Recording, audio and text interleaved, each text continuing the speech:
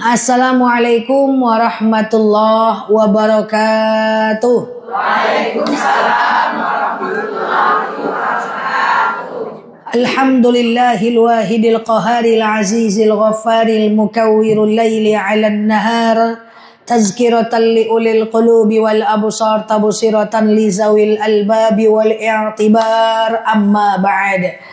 Semoga siapapun kita yang hadir dalam majelis ini, insya Allah Allah sehatkan badan kita, Allah kuatkan jasad kita, Allah tambah roh keimanan kita, Allah luaskan rezeki kita, Allah angkat segala masalah kita, Allah jauhkan kita dari orang-orang zalim, Allah matikan kita dalam keadaan husnul khatimah. Amin. Allahumma amin. Sehat semua, Bu?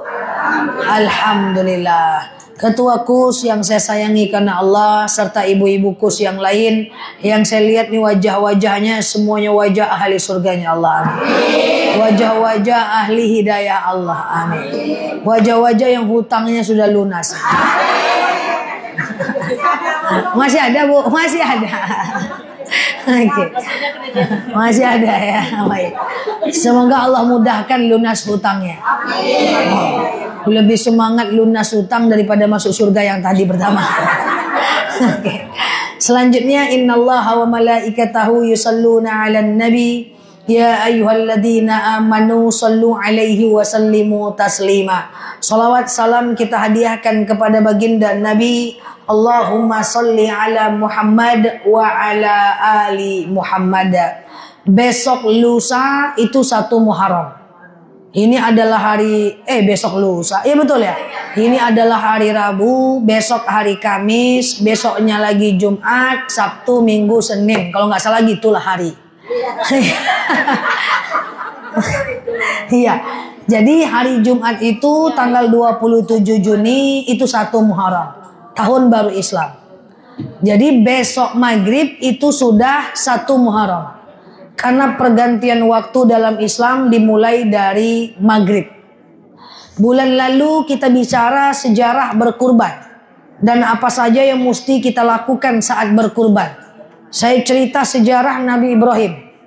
Maka bulan ini karena bersempena dengan Muharram, saya akan cerita sedikit tentang sejarah Rasulullah sampai beliau hijrah. Sampai hijrah aja. Kalau sampai beliau meninggal, besok pagi selesai ceramah kita. Saya belum cerita di sini. Ibu-ibu, kita fokus, kita kenal Rasulullah sebentar. Bahwa ternyata ketika Rasulullah hijrah dari Mekah ke Madinah, itu ketika Rasulullah hijrah dari Mekah ke Madinah, itulah tahun baru Hijriah. Jadi kalau ditanya, apa itu tahun baru Hijriah? Tahun di mana Rasulullah itu hijrah dan berpindah dari kota Mekah ke kota Madinah. Sampai sini paham ya? Yuk kita bahas sedikit tentang sejarah daripada baginda Nabi. Tujuannya apa? Supaya kita tahu betapa kehidupan Nabi Muhammad ini perlu kita contoh dan perlu kita tiru. Nah, ibu-ibu yang saya sayangi karena Allah, kita mulai dari lahirnya saja. Rasulullah Shallallahu Alaihi Wasallam itu lahirnya itu di kota Mekah, meninggalnya di mana? Madinah. Tempat Rasulullah dilahirkan itu masih bisa dilihat sampai sekarang. Nanti kalau ibu pergi umroh atau kalau kita pergi haji, caranya adalah tanya aja dengan tour leadernya, di manakah tempat Rasulullah dilahirkan. Masih bisa dilihat sampai sekarang di seberang Bukit Sofa dan Bukit Marwah. Kalau mau saya gambarkan nanti kalau mau pergi sendiri, ibu tahu Tower Zamzam yang ada jam di atasnya? Tegak ibu di depan gerbangnya, jangan masuk masjid. Ibu mengarah ke kanan sedikit, di luar masjid ada jalan kecil, masuk ke dalam, terus ke atas, masuk nanti langsung ketemu rumah Rasulullah. Warnanya adalah warna krem. Warnanya warna krem. Dan sekarang dijadikan Al-Maktabah Al-Makkah Al-Mukarramah, pustaka kota Mekah. Dan di sampingnya itu ada muara sumur Zamzam. Dulu kan sumur Zamzam di depan Ka'bah. Sekarang dipindahkan ke samping rumah Rasulullah. Udah terbayang? Masya Allah. Udah ada yang pernah ke sana pastinya. Di depan rumah Rasulullah dilahirkan akan ketemu pula dengan pintu masuk ke Masjidil Haram. Namanya pintu Babus Salam. Rasulullah selalu pergi ke masjid lewat pintu Babus Salam. Tapi sekarang pintu itu ditutup untuk jalan masuk dan dibuka untuk jalan keluar. Jadi kalau orang sa'i mau pipis lewat pintu itu, di belakangnya ada toilet. Kenapa ditutup untuk pintu masuk, dibuka untuk pintu keluar? Karena dulu Rasulullah kalau ke Masjidil Haram selalu lewat situ. Takut nanti seandainya itu dibuka, semua orang mau lewat situ. Ramai, full, padat, maka ditutuplah oleh pemerintah. Rasulullah dilahirkan di situ. Masih bisa dilihat sampai sekarang di belakang Bukit Sofa dan Bukit Marwah. Ketika Siti Aminah hamil daripada Rasulullah, waktu itu belum Rasul. Kalau saya sebut Rasulullah, tetap waktu itu belum Rasul. Karena Rasulnya di usia 40 tahun. Waktu hamil, apa yang terjadi? Hamil Siti Aminah itu ditinggalkan oleh Abdullah pergi berdagang. Kalau dulu orang berdagang, Bu, itu berjalan kaki jauh jalannya, Bu. Kenapa? Nyari manusia. Kenapa manusia harus dicari? Supaya ada yang belanja. Karena manusia sedikit. Jadi kalau suami dulu pergi berdagang, siap-siap aja, nggak bisa pulang atau pulang. Atau nggak ada sama sekali. Kalau kita sekarang jualan lontong di tepi rumah, jualan kedai depan rumah, itu pun mengeluh pula. Kecuali ibu-ibu di sini gitu ya. Kalau orang dulu itu pergi Abdullah. Jadi saat hamil suami nggak ada. Ketika itu Rasulullah dilahirkan dari rahimnya Siti Aminah. Suami nggak ada juga. Abdullah tak pulang. Meninggal dalam perjalanan perang. Bayangkan ibu hamil suami nggak ada. Lahiran suami nggak ada. Kita jangankan lahiran suami nggak ada. Ada dia main HP dia, apa kata kita? Nganga abang rumah, ya kan? Main HP aja aku kesakitan nih ya. Siti Aminah ketika lahiran Rasulullah tidak ada suami. Dan saat itu Abdul Muthalib kakeknya Rasulullah melihat dari jauh di atas rumah Siti Aminah ada cahaya yang luar biasa dan memprediksi bahwa dia akan melahirkan keturunan Nabi. Saat itu ketika lahiran air susu pun gak ada. Akhirnya saat itu ada orang-orang dari kota Taif, Mekah. Kalau sekarang ibu naik bis, sekarang udah ada umrah plus Taif. Taif Mekah itu jaraknya 2,5 jam, 2 jam sampai. Dulu di kota Taif itu ada orang-orang yang suka menjual jasa susu. Jalan kaki mereka dari Taif ke kota Mekah ibarat dari Pekanbaru ke Rantau Berangin jalan kaki. Nah, di antaranya Halimatus Sa'diyah dengan untanya, dengan kambingnya, mencari orang yang mau mereka susui karena itu kerjaan. Ketemulah Siti Aminah dengan Halimatus Sa'diyah. Halimatus Sa'diyah gitulah kira-kira. Aku punya anak namanya Muhammad, air susuku udah nggak ada. Bisa nggak engkau susukan dia nih? Halimah bilang air susuku udah kering, air susu untaku juga udah kering karena capek berjalan dari Taif ke kota Mekah. Maka kemudian Aminah berkata, cobalah dulu Halimah, jangan-jangan ada. Ketika dicoba disusui oleh Halimatus Sa'diyah, banyak air susunya, banyak air susu untanya. Dan 100 orang wanita yang sedang bekerja mencari jasa susu tadi, semuanya minum air susu untanya Halimatus Sa'diyah. Masya Allah, ini keanehan pertama. Kenapa Halimatus Sa'diyah itu kemudian akhirnya banyak? Kenapa mereka itu hijrah dan jalan pakai unta? Karena unta itu makhluk padang pasir. Unta itu bisa nggak makan, nggak minum 21 hari. Dan unta itu sanggup mengangkut beban 1 ton. Dan unta itu tapi sekali dia minum 100 liter sih. Makanya unta itu kan dia jadikan alat perang. Untuk mengangkut bahan makanan. Akhirnya Halimatus Sa'diyah membawa Rasulullah ke Taif. Ibaratnya dari Pekanbaru dibawa ke Rantau Berangin. Berapa lama? 2 tahun. Bayangkan ibu, apa rasanya jadi Siti Aminah? Cobaan hidup kita seberapa sih? Ketika hamil suami nggak ada, lahiran suami nggak ada, lahir anak nggak ada susunya. Akhirnya harus dibesarkan oleh Halimah biar bisa disusui. Ketika 2 tahun nyampe lagi ke kota Mekah, Halimah masih suka dengan Rasulullah. Minta izin lagi dibawa lagi 2 tahun lagi. Setelah itu balik lagi ke kota Mekah. Barulah Rasulullah tinggal dengan Siti Aminah. Tapi usia Siti Aminah tidak panjang. Hanya sampai Rasulullah usia 6 tahun meninggal pula ibunya. Meninggal ibunya dia bersedih. Akhirnya dioper kepada bapaknya Abdul Muthalib, kepada kakeknya Abdul Muthalib. Karena tidak ada siapa-siapa lagi. Abdul Muthalib. Karena tidak ada siapa-siapa lagi. Begitu sulit kehidupan Rasulullah. Saya sering berpikir, kenapa ya? Kenapa ya? Kenapa ya? Padahal kalau Allah mau, Allah bisa senangkan Rasulullah. Kenapa Allah susahkan Rasulullah di masa itu? Pasti Allah punya tujuan, menjadi pelajaran bagi kita semuanya. Seandainya waktu itu Rasulullah senang, mungkin kita tidak mau belajar. Kalau kita lagi diuji, kita nggak bisa ingat siapa-siapa. Sekarang kalau kita diuji, kehilangan seseorang, kita ingat Rasulullah. Rasulullah dari kecil ditinggalkan. Paham sampai sini? Usia 8 tahun meninggal kakeknya. Akhirnya tidak ada pilihan lain. Akhirnya Rasulullah SAW dibesarkan oleh pamannya yang bernama Abu Thalib. Pamannya Abu Thalib ini orang Yahudi, orang non-Muslim, berkawan dengan Abu Lahab, Abu Sofyan, Abu Jahal, Abu. Satu geng mereka. Tapi walaupun satu geng, dia sayang dengan Rasulullah. Akhirnya dari usia 8 tahun, 9, 10, 11, 12, Rasulullah di Mekah saja dengan Abu Thalib. Tapi usia 12 tahun Abu Thalib mulai berpikir ulang. Ini kemenakanku ini daripada ngangak-ngangak saya di kota Mekah. Bagus aku ajak lagi dia berdagang.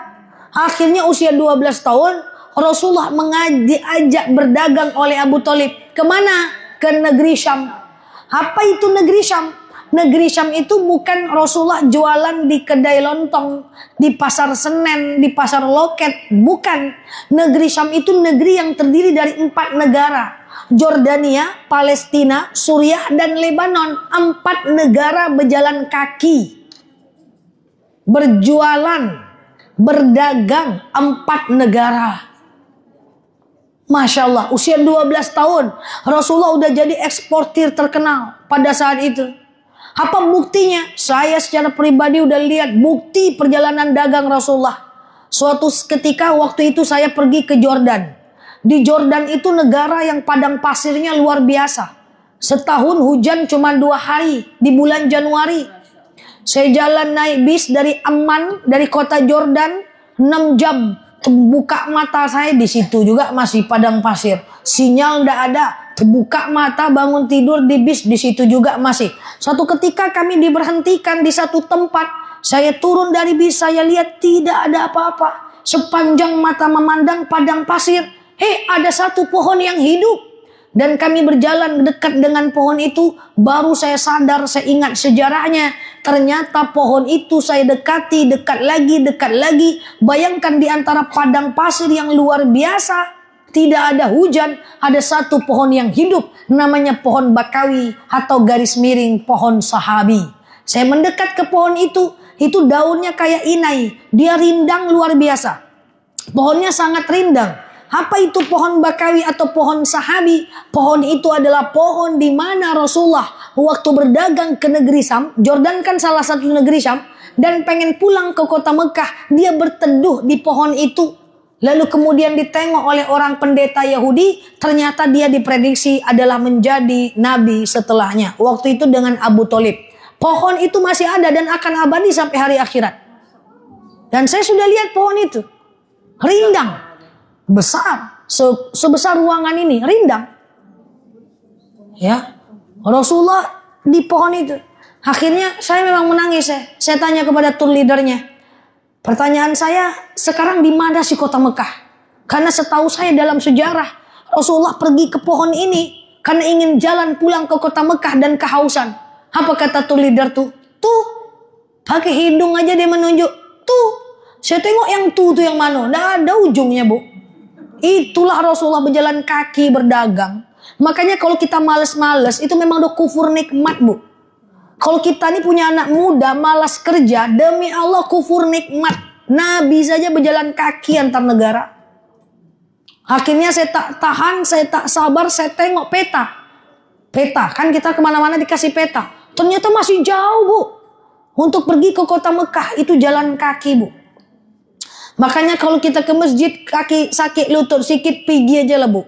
Rasulullah berdagang 4 negara. Makanya kalau ada anak muda teman-teman yang malas, saya bilang, Rasulullah itu berjalan kaki, kita ini ngapain sih?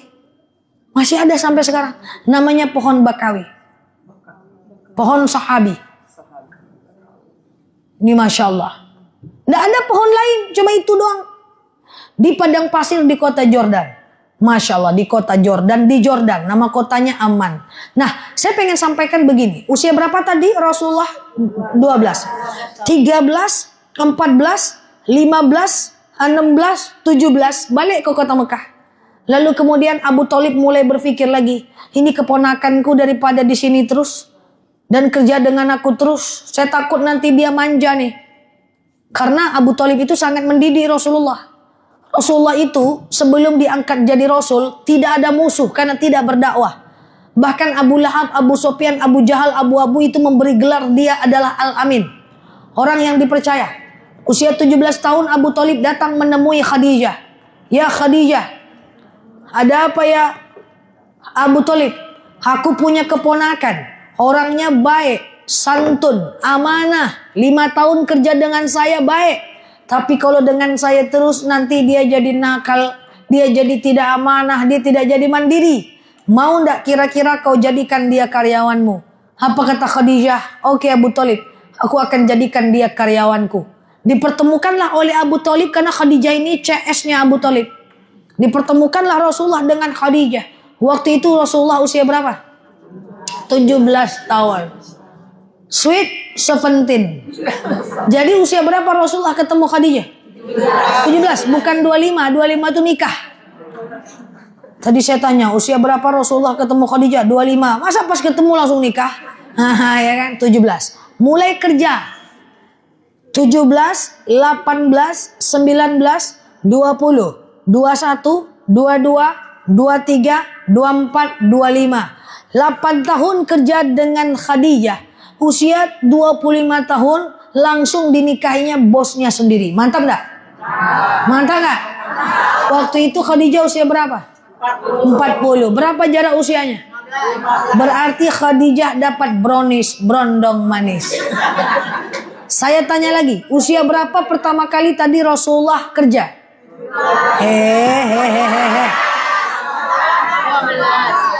Marah-marah. Nah, usia berapa pertama Rasulullah kerja? 12. Usia berapa nikah? 25. Berarti berapa tahun dia kerja baru dia nikah?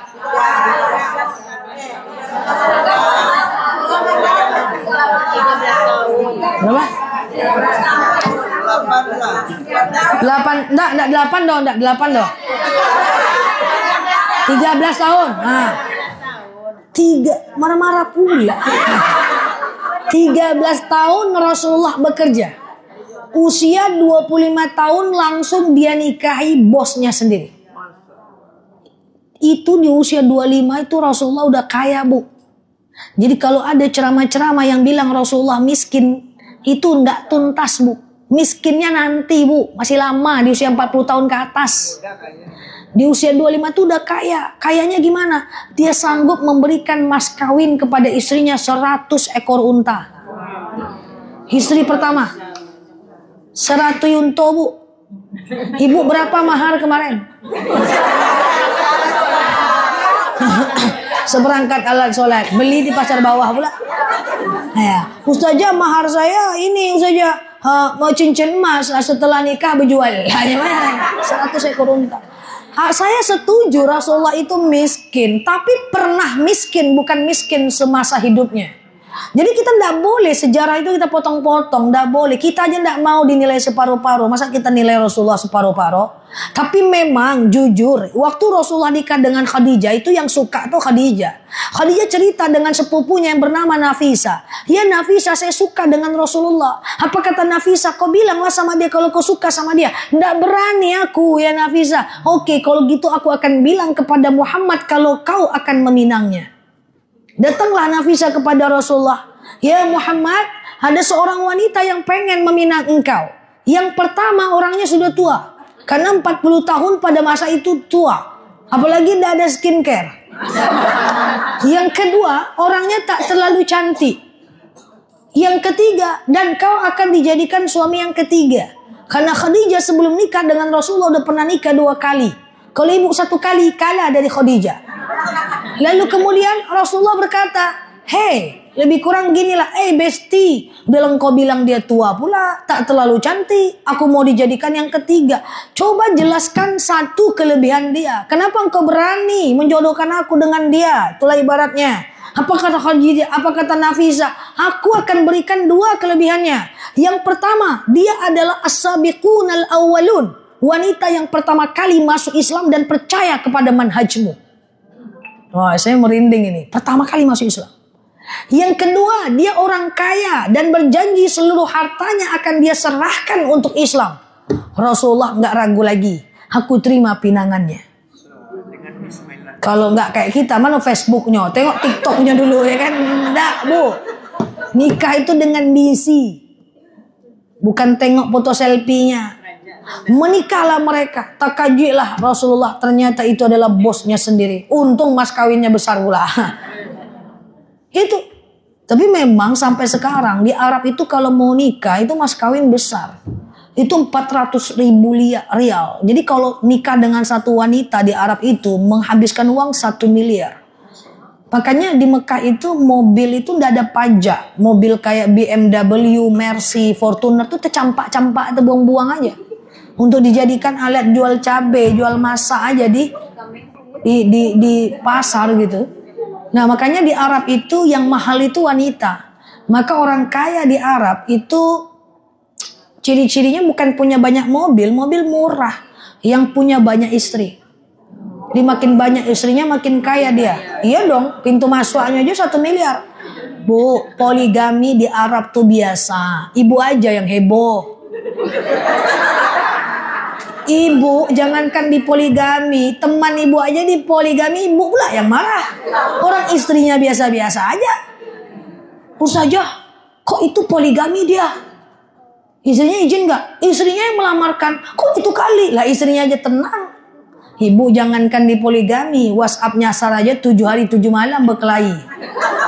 Kan kalau di Arab tuh poligami itu biasa aja. Iya kan, biasa aja. Tapi ini bukan rekomendasi. Tenang ya. Makanya itu saya pertama kali umroh waktu itu masih kecil saya. Umroh hadiah. Ya, saya kalau umroh bayar itu cuma sama bawa keluarga. Tapi rata-rata umrohnya free aja. Umroh hadiah, umroh tour leader. Kalau saya ingin fokus dengan ngajak keluarga umroh, baru tuh saya bayar sendiri dan saya nggak mau mimpin. Karena saya fokus dengan membimbing keluarga saya. Tapi kalau rata-rata saya umrohnya sendiri itu saya membimbing atau hadiah. Itu aja nyoba buka coki sekete. Jadi dari kecil tuh saya umroh rata-rata umroh hadiah dan membimbing. Kalau saya umroh dengan keluarga baru memilih bayar sendiri. Karena kalau saya bimbing sambil saya ada keluarga saya enggak enak. Nanti enggak fokus ke jamaah. Jadi kalau saya ngajak keluarga umroh baru saya bayar sendiri dan tidak mau membimbing. Fokus bimbing keluarga kan gitu. Bimbing orang tua, bimbing kakak dan seterusnya. Jadi pertama kali saya umroh itu usia 15 tahun kan masih bagak tuh. Masih berani. Nah, saya nengok orang Arab bercadar-cadar itu. Saya tanya, orang Arab. Waktu itu berani saya. Antunna araftunna anal wajah la aurat. Kalian tahu muka ini tidak aurat. Kenapa kalian tutup juga muka ini? Masih bagak bu. Sekarang tak berani lagi bu. Nah, ya kan? Kenapa kalian tutup juga muka ini? Apa kata mereka? Ini perintah suami kami. Bayangkan, Masya Allah. Saking pentingnya istri. Ditutup betul-betul. Makanya di Arab itu wanita itu tertutup. Mobil itu terbuka-buka aja. Kalau kita terbalik. Wanita terbuka, mobil tertutup. Nah itu Masya Allah. Mereka menjaga kehormatannya itu luar biasa. Mobil ditutup betul-betul, tak boleh lecet. Nah, bukan ibu-ibu, tuh jauh sana tuh. Makanya style tawafnya beda. Coba perhatikan. Kalau orang Indonesia yang tawaf, enggak semuanya, sebagian. Pak, pegang ibu pak. Kita udah, saya sendiri, bapak ibu 40 orang, pegang pak. Dipegangnya, iya ustazah. Apa yang dipegangnya? Kelingkiang dipegangnya bu. Ibu-ibu gitu juga, pegang bapak bu. Kita dekat, kita mau tawaf. Iya ustazah. Apa yang dipegangnya? Baju ihram yang ditarik-tarik. Lihat gede-gede baju bapak. Tapi kalau orang Arab tuh betul-betul dia pegang istrinya. Karena dia mahal. Masya Allah. Lanjut. Nikah usia berapa tadi? 25. Apakah sudah diangkat jadi Rasul? Usia berapa diangkat jadi Rasul? 40. Jadi waktu usia 25 tahun masih nabi. Belum berdakwah tapi sudah membawa kebaikan. Tapi belum ada kewajiban dakwah karena Al-Quran belum turun. Usia 40 tahun diangkat menjadi rasul. Berarti coba hitung. Berapa lama Khadijah menemani rasul sebelum diangkat jadi rasul? 15 tahun. Berarti memang Khadijah itu menemani Rasulullah betul-betul dari nol. Memang betul-betul kayak pom bensin. Kita mulai dari nol ya Bu. Dari karyawan jadi istri sebagai nabi di usia 40 tahun. Sampai usia 40 tahun. Dan saya pengen sampaikan satu fakta sejarah. Sampai Khadijah usia 55 tahun. Saat itu Rasulullah usia 40 tahun. Waktu itu belum ada musuh. Abu Lahab, Abu Sofyan, Abu Jahal, Abu itu adalah kawan dagang mereka. Belum ada musuh. Dan waktu itu Khadijah kaya sekali Bu. Kaya sekali. Ibu kalau pergi ke kota Mekah, di belakang rumah Rasulullah yang tadi saya sebutkan, itu ada pasar seng zaman dulu. Sampai kalau ibu sekarang nginap di hotel bintang 3, salah satunya Hotel Al-Massa, itu sampai 2 kilo ke atas itu semua adalah tanah Khadijah. Sepertiga kota Mekah itu adalah tanahnya Khadijah. Saking kayanya pada masanya. Akhirnya usia 40 tahun Rasulullah mulai bingung. Ini kok kawan-kawanku si abu-abu menyembah berhala ini. Mereka kok menyembah berhala. Akhirnya Rasulullah SAW menyembunyikan dirinya. Dia tinggalkan jualannya. Jalan kaki dia ke Jabal Nur. Naik dia ke Gua Hira. Dari rumah beliau ke Jabal Nur 7 km. Lalu beliau naik ke atas tanpa izin Khadijah. Naiklah ke Gua Hira. Dia pusing gitulah ibaratnya. Pengen sendiri. Karena dia lihat kawan-kawannya pada menyembah berhala semua. Si abu-abu tadi. Bayangkan itu di Gua Hira. Saya sudah naik ke Gua Hira juga. Jadi dari hotel ke Jabal Nur naik ke Gua Hira itu macam cuma 2,5 jam. Saya kira Gua Hira itu sekedar ini ada Jabal Nur, di atasnya ada gua. Tidak sesimpel itu. Naik ke atas 2,5 jam. Pas di ujungnya belum ketemu lubang guanya. Pas naik ternyata lubangnya di bawah. Jadi harus jungkil balik ke bawah untuk masuk ke Gua Hira. Atau lewat tembus sini, tapi kalau BB 80 kilo tidak bisa tembus. Masuk ke Gua Hira itu menangis kita. Rasulullah 3 hari 3 malam di situ. Turunnya gimana? Harus naik lagi ke atas.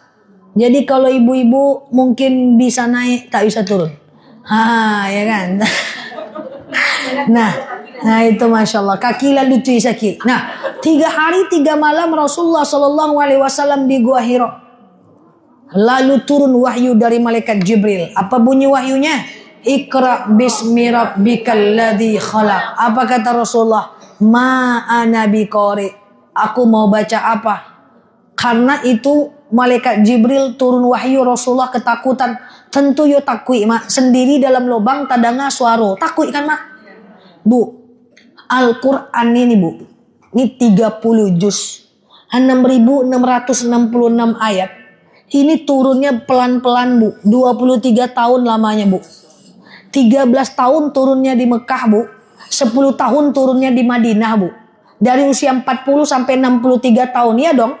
Kan 40 tadi ayat pertama. Rasulullah meninggal usia 63. Ini namanya kalau di Mekah surat Makkiyah, di Madinah suratnya Madaniyah. Ini ketika wahyu turun pelan-pelan angsur-angsur. Bukan Rasulullah kayak gini. Hei besti, wahyu turun. Gak gitu Bu. Wahyu ini turun Bu. Kadang-kadang gorencingan lonceng peka ke telinganya. Kadang-kadang Jibril ngomong dari bukit-bukit. Kadang-kadang langit seakan-akan terbelah. Takut Bu. Ngeri itu. Rasulullah itu tak mudah Bu. Maka kita cuma bacanya aja payahnya luar biasa. Bayangkan ada wahyu yang turun lagi sholat. Ibu kalau pergi ke Mekah Madinah ada namanya Masjid Qiblatain. Masjid 2 kiblat. Rasulullah sholat asar di situ. Allahu Akbar. Baru 2 rakaat turun wahyu. Lagi sholat turun wahyu. Qad nara taqalluba wajhika fis sama falanwalliyannaka qiblatan tardaha fawalli wajhaka syatral masjidil haram. Sholat baru 2 rakaat turun wahyu. Perintah Allah, hadapkan mukamu ke Masjidil Haram. Tadinya kiblatkan ke Aqsa, Bu. Lalu tadinya kiblat pertama orang Islam kan ke Aqsa. Lagi sholat turun wahyu, fawalli wajhaka syatral Masjidil Haram. Hadapkan mukamu ke Masjidil Haram. Lagi sholat apa nggak bingung? Aku lagi sholat nih ke Aqsa, suruh pula menghadap ke Masjidil Haram. Kira-kira kalau ibu di posisi itu apa yang ibu pikirkan? Bingung, Bu. Ibu jangankan lagi sholat wahyu turun, lagi sholat paket. Bingung ibu, ini berhenti atau enggak? Berhenti atau enggak? Bingung ibu. Coba nggak kasihannya kita dengan Rasulullah itu?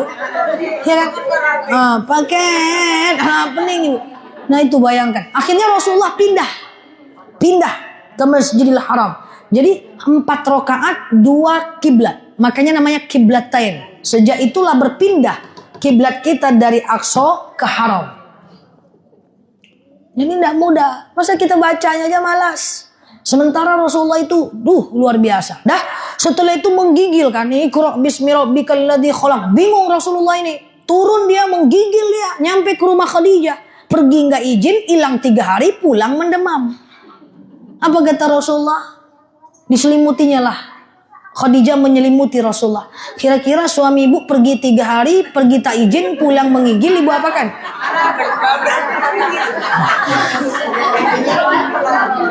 Diselimutin. Masya Allah. Suamiku, kayaknya engkau ini udah diangkat menjadi Rasulullah. Usia 40 tahun. Akhirnya Rasulullah pergi ke Bukit Sofa dan Bukit Marwah. Nanti terbayang kalau ibu pergi ke Bukit Sofa dan Marwah, akhirnya Rasulullah pertama kali berdakwah di situ. Nah, jadi di mana mimbar dakwah pertama Rasul? Di Bukit Sofa dan Bukit Marwah. Lalu kemudian dia berkata, Iqra bismi rabbikal ladzi khalaq. Berkumpul abu-abu. Tengok siapa yang ngomong tuh? Nggak ada yang ngerti karena bahasa Arab Al-Quran nggak sama dengan bahasa Arab orang Arab. Lah kalau bahasa Al-Quran sama dengan bahasa orang Arab, pasti orang Arab lebih pandai baca Quran. Kenyataannya enggak. Kalau orang Arab lebih pandai, kalau bahasa Arab Al-Quran sama dengan bahasa Arab orangnya Arab nggak perlu belajar Quran.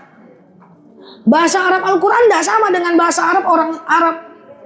Pada faktanya lomba qiraat Quran, lomba tahfiz Quran, itu banyak orang Asia yang menang. Bingung ini abu-abu, apa itu bacaannya? Dia nulis apa? Akhirnya apa? Akhirnya Rasulullah difitnah tukang sihir, orang gila, penyair sihir, penyair gila. Sejak usia 40 tahun barulah drama kehidupan berlangsung. Yang tadi kawan menjadi lawan karena Rasulullah berdakwah. Apa yang dilakukan Rasulullah? Dia dihina, dicaci maki, difitnah. Cuman Rasulullah itu nggak kayak kita. Rasulullah itu kalau dihina, dicaci maki, dia itu biasa aja. Akhirnya dihina, difitnah, santai aja Rasulullah. Rasulullah tuh punya prinsip kalau ada orang yang tidak suka dengan dia, bukan orang itu jahat, tapi orang itu belum kenal aja siapa dia. Jadi ibu pakailah gaya Rasulullah. Kalau ada orang-orang yang tidak suka dengan kita, kita bilang apa? Dia bukan jahat, dia cuma nggak kenal siapa saya. Slebeo. Gitu kan? Nah, gitu. Masya Allah ya. Lalu apa yang terjadi setelah itu? Setelah itu ada dihina nggak bisa, difitnah nggak bisa, dicari cara yang keempat. Cara kedua. Cara kedua apa? Pengen dibunuh. Siapa yang pengen bunuh waktu itu? Umar bin Khattab. Waktu itu belum masuk Islam. Apa kata Umar? Waktu itu belum masuk Islam. Hei Abu Lahab, Abu Sufyan, Abu Jahal, Abu. Aku akan penggal kepala Muhammad, aku bawa ke tengah-tengah kalian. Umar ini bagak berani dia. Sampai udah masuk Islam pun dia berani. Sikit-sikit penggal, sikit-sikit penggal. Setelah masuk Islam, ada orang Arab Badui kencing di tangan Rasulullah. Ya Rasulullah, saya penggal kepalanya. Kata Rasul, jangan Umar, ini orang cuma belum paham. Dia anak kecil. Ada orang Arab Badui kencing di masjid, apa katanya? Saya penggal kepalanya. Jangan ya Umar, itu orang belum paham. Jadi Umarnya si penggal-penggal. Kalau ada suami ibu asli penggal-penggal, Umar lah tuh. Nah, ini pemberani dia. Pemberani dia. Lalu kemudian Umar bin Khattab jalan nih ke rumah Rasulullah, bawa pedang, pengen bunuh Rasulullah. Apa kata orang Yahudi di tepi jalan? Hei Umar, ila aina ans? Kau mau kemana? Aku pengen penggal kepala Rasulullah. Ngapain kau penggal kepala Rasulullah? Adik kandung kau aja dan adik iparmu sudah masuk dalam Islam. Marah dia sama adiknya, dia putar ke rumah adiknya. Dia dengar adiknya membaca surat Toha ayat 1 sampai 14, jatuh pedangnya, masuk Islam dia karena dia nggak ngerti itu ayat apa.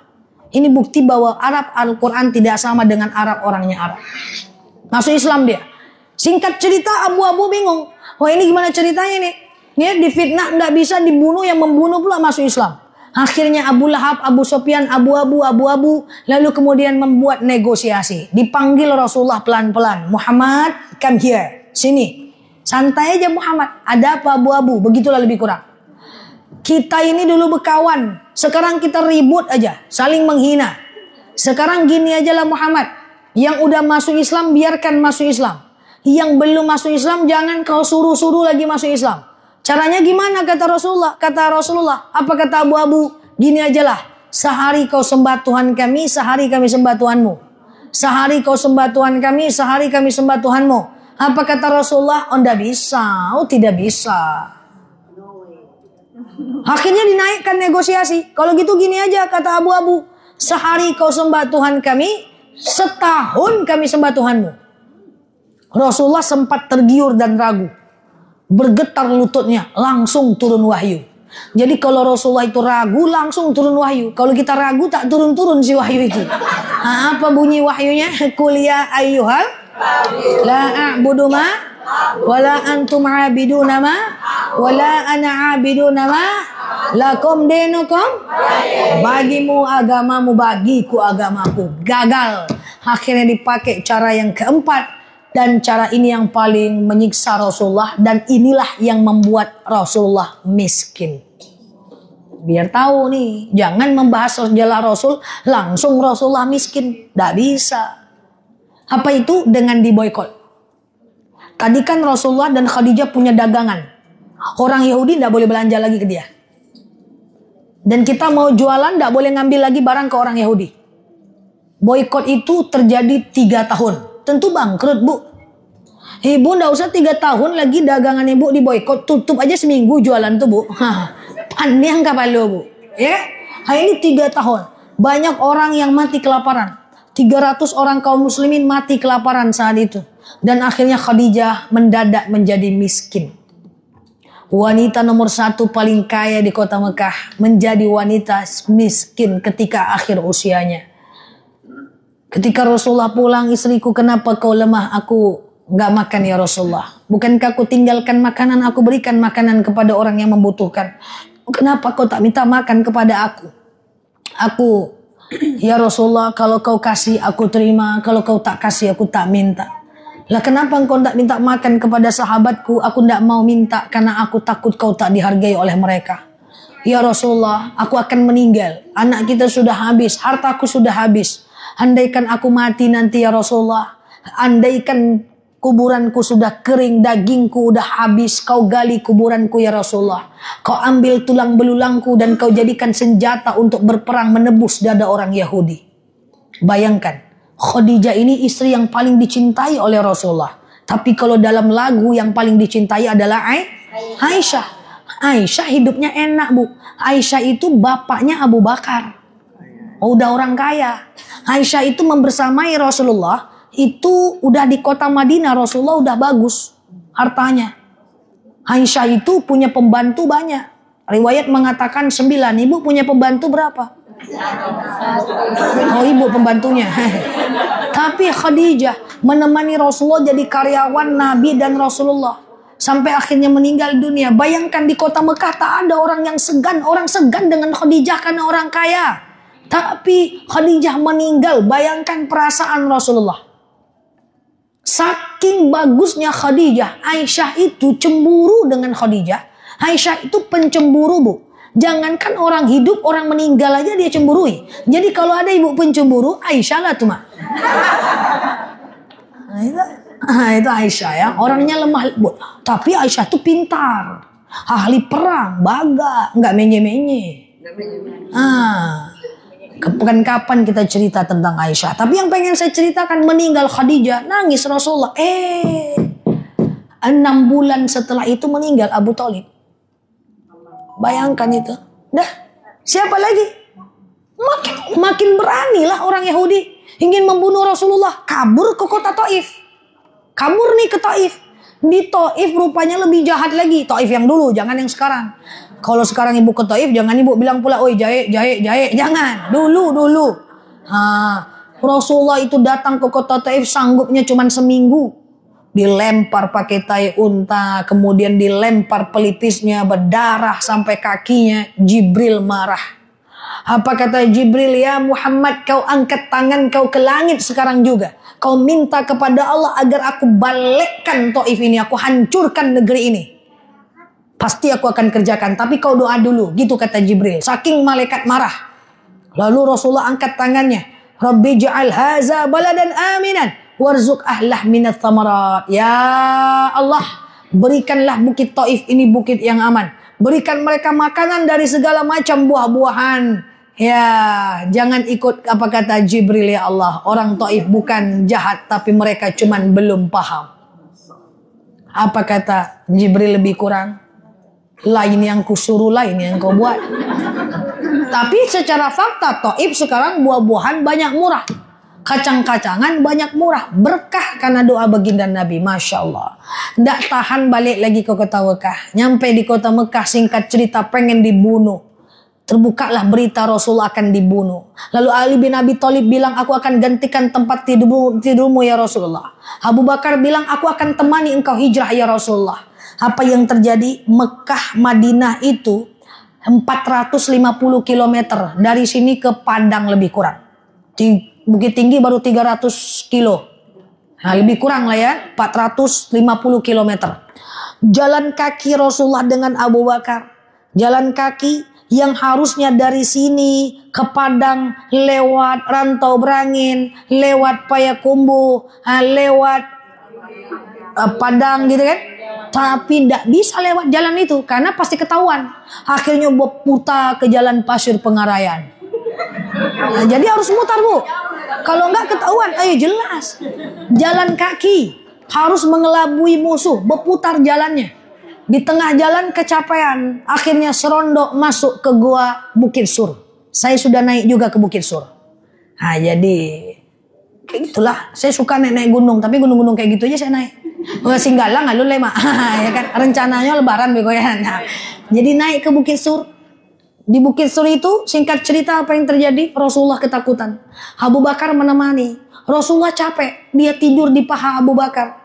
Ketika tidur di paha Abu Bakar, cerita yang pernah kita tahu. Lalu kemudian jempol kaki Abu Bakar tersengat binatang berbisa.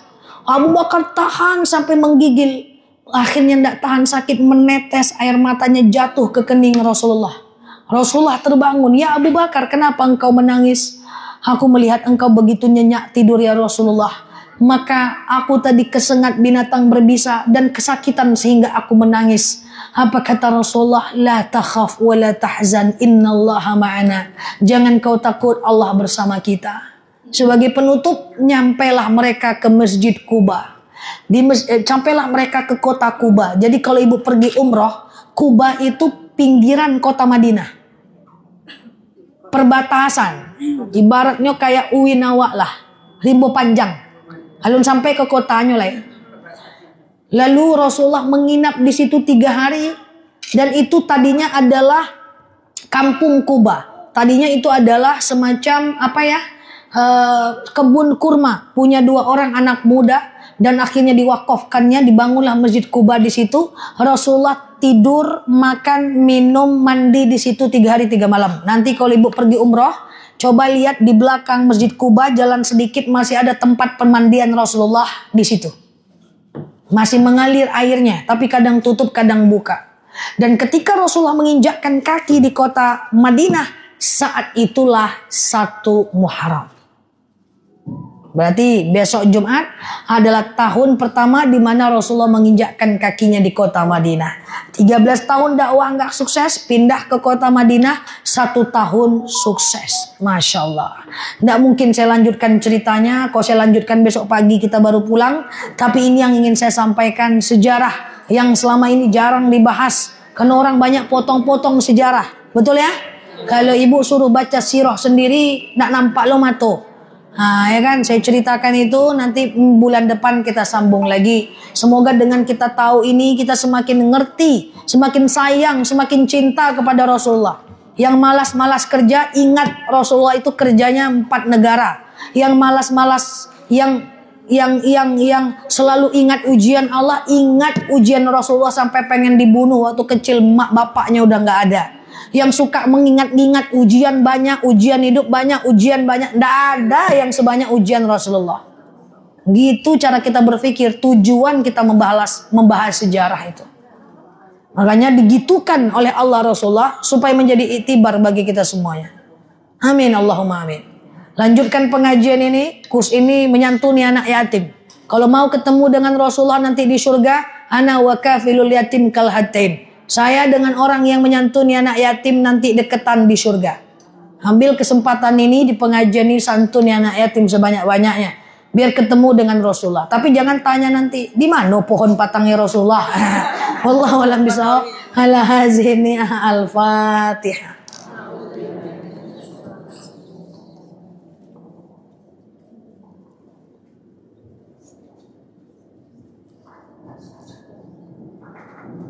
Amin ya Allah, amin ya Rahman, amin amin ya mujibah sa'ilin. Allahumma salli ala Muhammad wa ala ali Muhammad. Allahumma inna nas'aluka ridhaka wal jannah, na'udzubika min sakhatika wan nar. Allahumma inna nas'aluka salamatan fi dinina, afiatan fi jasadina, ziyadatan fi ilmina, barakatan fi rizkina, taubatan qablal maut, rahmatan indal maut, maghfiratan ba'dal maut.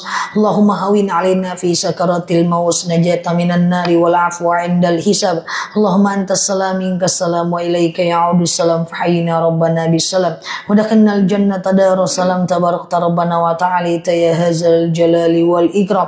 Allahumma inna na'udzubika minal hammi wal hazan, na'udzubika minal ajzi wal kasal, na'udzubika minal jubni wal bukhli, na'udzubika min ghalabatid daini wa qahril rijal. Allahumma yassir alaina umurana wa la tu'assir alaina umurana ya rabbal alamin. Allahumma in kana rizquna fis sama fa anzilhu, wa in kana rizquna fil ardi fa akhrijhu, wa in kana rizquna ba'idan faqrib, wa in kana rizquna haraman fatahhir ya rabbal alamin. Allahumma khususan ila arwahi abina Jaswir bin Mayan. Allahumma ja'al qabrahu rawdatan min riyadil jannah wa la taj'al qabrahu ratan min hubarin niran.